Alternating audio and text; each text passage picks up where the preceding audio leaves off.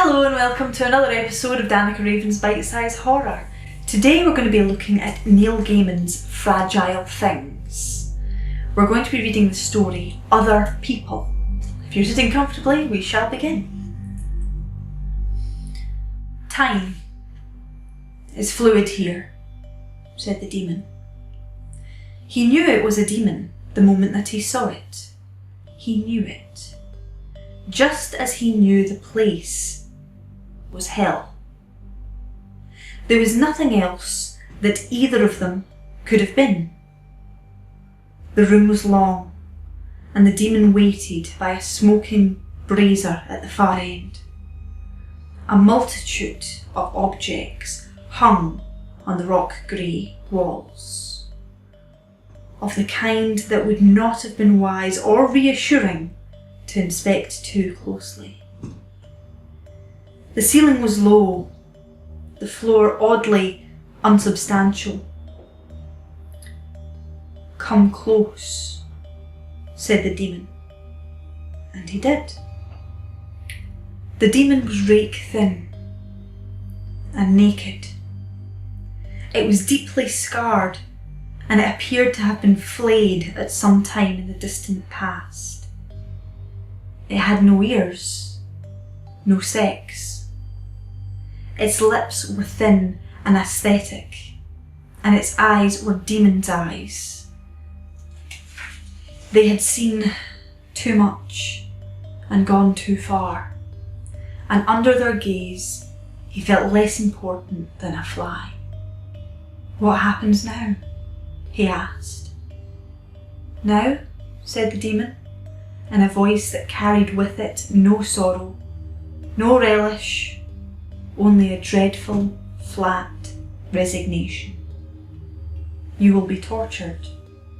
"For how long?" But the demon shook his head and made no reply. It walked slowly along the wall, eyeing first one of the devices that hung there, then another. At the far end of the wall, by the closed door, was a cat-o'-nine-tails made of frayed wire. The demon took it down with one 3-fingered hand and walked back, carrying it reverently.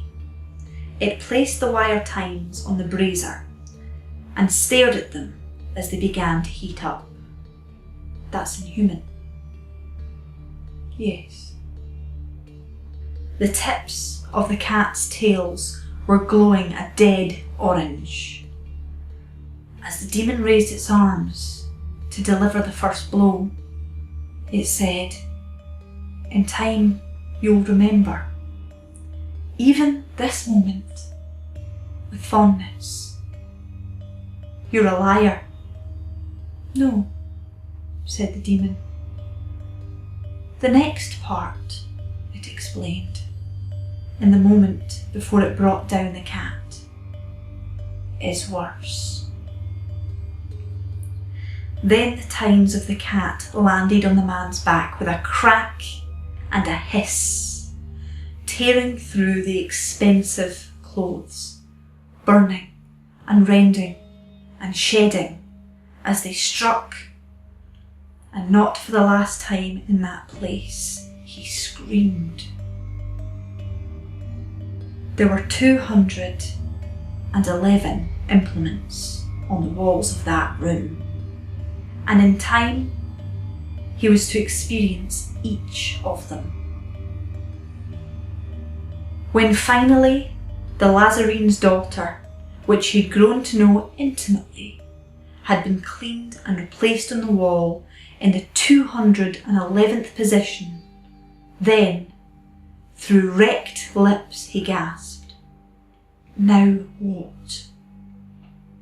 "Now," said the demon, "the true pain begins." It did.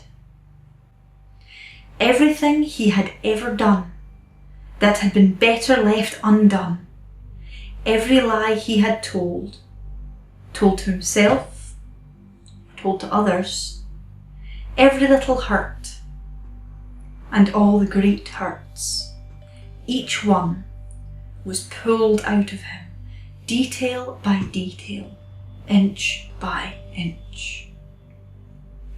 The demon stripped away the cover of forgetfulness, stripped everything down to truth, and it hurt more than anything.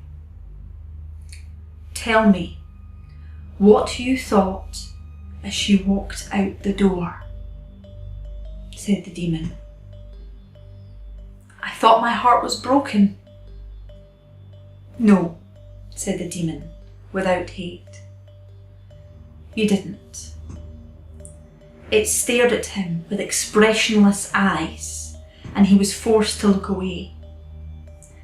I thought, now she'll never know I've been sleeping with her sister. The demon took apart his life moment by moment, instant to awful instant. It lasted 100 years, perhaps, or 1,000. They had all the time there ever was in that grey room, and towards the end he realised that the demon had been right. The physical torture had been kinder, and it had ended. And once it had ended, it began again. There was a self-knowledge there that he had not had the first time, which somehow made everything worse.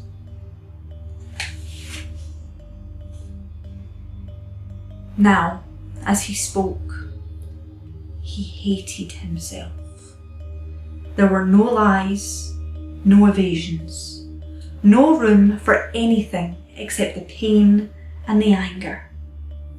He spoke, he no longer wept, and when he finished, 1,000 years later, he prayed that now the demon would go to the wall and bring down the skinning knife or the choke pear or the screws.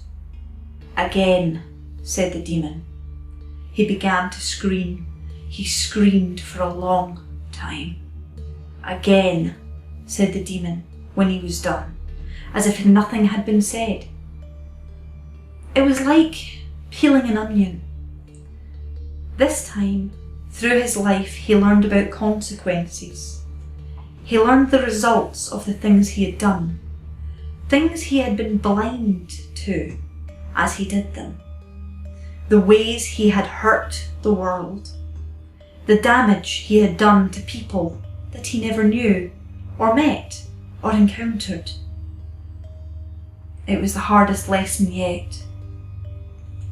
Again, said the demon, 1,000 years later. He crouched on the floor beside the brazier, rocking gently, his eyes closed, and he told the story of his life, re-experiencing it as he told it, from birth to death, changing nothing, leaving nothing out, facing everything. He opened his heart. When he was done, he sat there, eyes closed, waiting for the voice to say again. But nothing was said. He opened his eyes. Slowly, he stood up. He was alone. At the far end of the room, there was a door, and as he watched it, it opened. A man stepped through the door. There was terror in the man's face, and arrogance, and pride. The man, who wore expensive clothes, took several hesitant steps into the room, and then stopped. When he saw the man, he understood. Time is fluid here, he told the new arrival.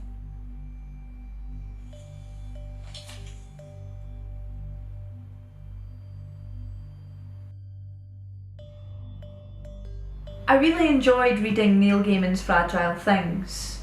A lot of his stories though are on the long side compared to the one I just read to you. But if you're a fan of Neil Gaiman yourself and you'd like me to read a longer one, please do comment and let us know.